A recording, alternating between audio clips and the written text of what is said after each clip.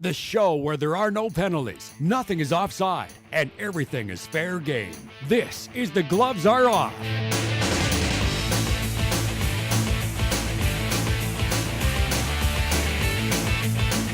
Welcome to The Gloves Are Off. I'm Moses Woldu. I'm fighting off a little bit of a cold, but I'll tell you what, I think I'm in much better, at least situation, than the Edmonton Oilers are. When we'll get to that in a moment. I want to get to That's a head cold. The Oilers are in a head cold. That's a more flu. than, yeah, exactly. That's a huge virus. No. That's something you can't even get a shot No, that's for. you know what that is? It's called the mumps, and it's running around the NHL right now. So they want to avoid that at all costs.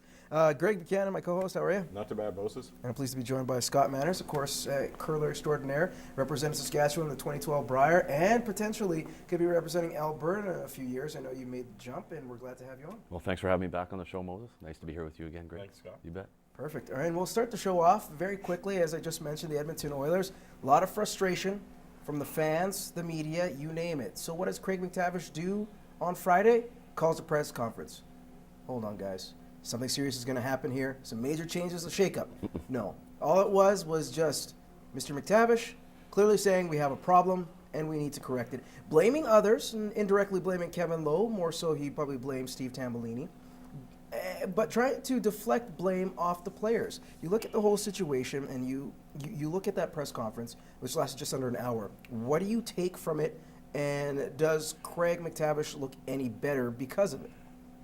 No, he didn't put himself in a good light at that media conference. It was just a period of time where they just wanted to talk and just kind of spew out, well, this is what we're doing, but there was no real solutions that came out of it. Pretty disappointed with it, you know? Well, the thing, yeah, and I understand. But what can he really say at this point of the season? And more than anything, the media, the fans wanted somebody, either Lowe, him, or the ownership, to come up and say, this is what we're going to do. Right. Did he really say what they're going to do? No, he didn't really say it. But one thing he did point out, their scouting staff is got to be revamped.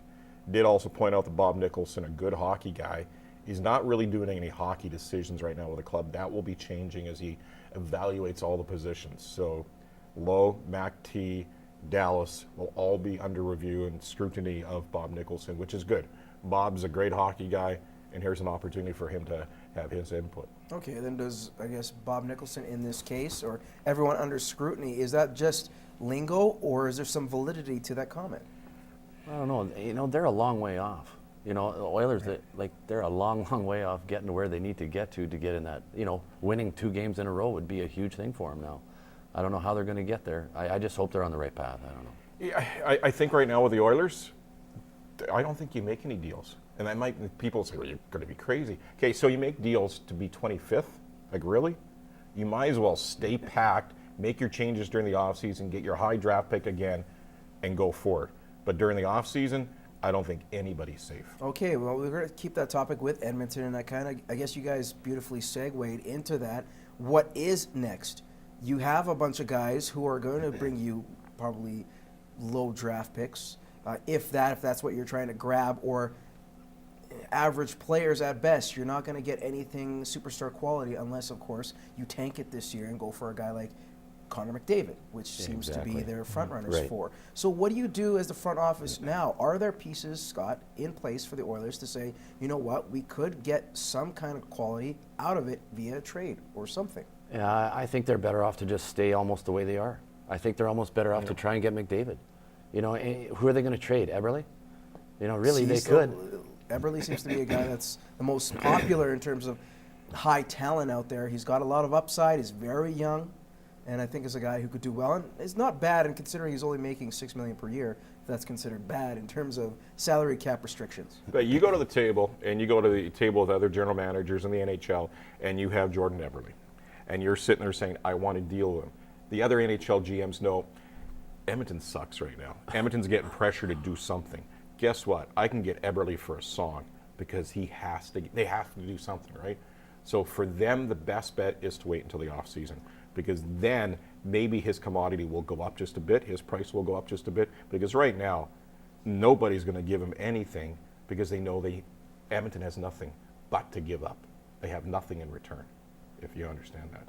One of the things that kind of got me and surprised me a little bit was the first head coach fired in the National Hockey League. I thought it was going to come out of Edmonton. Dallas Eakins seemed to be the guy that was set up on a platter, easy to take out. But instead, there was a lot of rumblings and frustration a little further east in the nation's capital, Ottawa, getting rid of Paul MacLean.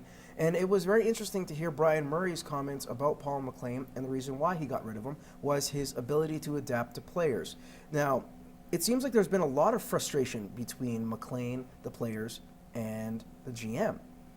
Is this finally coming to light, and does this surprise you a little bit? And what do you make of the whole situation right now in Ottawa? Well, all of what I've heard about what's coming out of Ottawa is just like MacLean was just kind of weird when he wanted to approach media or even talk about the team. I think the players kind of, I think they were a little hard on him too. I mean, he was trying to treat everybody the same kind of thing, and it just didn't fly with the elite. You know, with the elite players on that team, they're like, no, I'm so and so. I need to be out there. You know, Bobby Ryan, he's one of those guys. You know, they need him on the ice to win, and that's how the league is now. That's how the business is run. He made a comment to the media on the weekend that kind of didn't fly very well in the Senators' front office when he mentioned the fact that, yeah, I'm scared about playing against Crosby, but I'm scared about the players that I have my own roster. So that kind of throws every player in that room underneath the bus. Was it, I guess, a case of doing it one too many times? Yeah, you know what? I know he was doing it in jest, but at the same time, it's something like that is insulting to the general manager because Brian Murray is sitting there. He's got a lot of other issues besides hockey right now, but Brian Murray is sitting there dealing with trying to get the best talent he can on that bench, on the ice for his head coach, and his head coach is not just insulting the players, but insulting the entire organization. We'll move on quickly to Daniel ALFREDSSON, a guy they brought in last week to, I guess, his swan song. And it was very nice to see the reconciliation, even though it was a little over a year. It didn't seem that long, but I guess time does heal all wounds.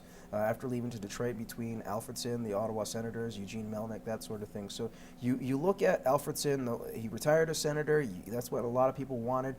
What was the impact, or how big of an impact did Danny ALFREDSSON have on the Ottawa Senators organization? Oh, he's huge for them. I mean, he's what the organization was all about.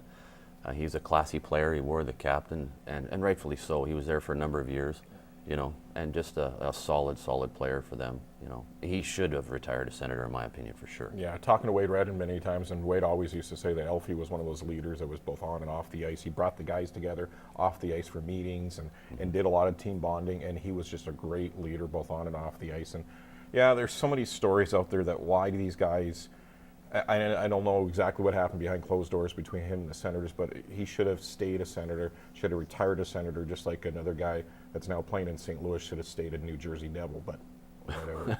Actually, just to quickly tie into that, though, with Danny ALFREDSSON, you look at what he did the last time he played with the Senators, last time they made the playoffs. He left last year. It seemed like he left a void.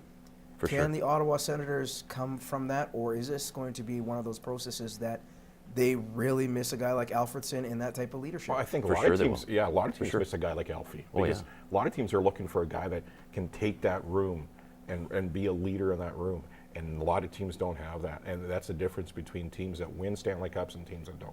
Even teams that make the playoffs and teams that don't. You know, if Oilers had a guy like that, we wouldn't be talking about him. You know, and I just don't think they do. But you know, when I look at that team dynamic, it's huge. You have to have the strong leadership presence in the room. And I think Toronto is one team that would love to have an Elfie. They don't have an Elfie. Come on. They'll have to find somebody. They need a coach. Phaneuf is anything but a leader on that team. So. Yeah, he's just playing defense, right? Yeah. Well, you know what? We're going to take a quick break. When we return, Greg, you kind of summed it up beautifully about a guy in St. Louis playing for a different team and looked pretty good, might I add. We'll come up with more.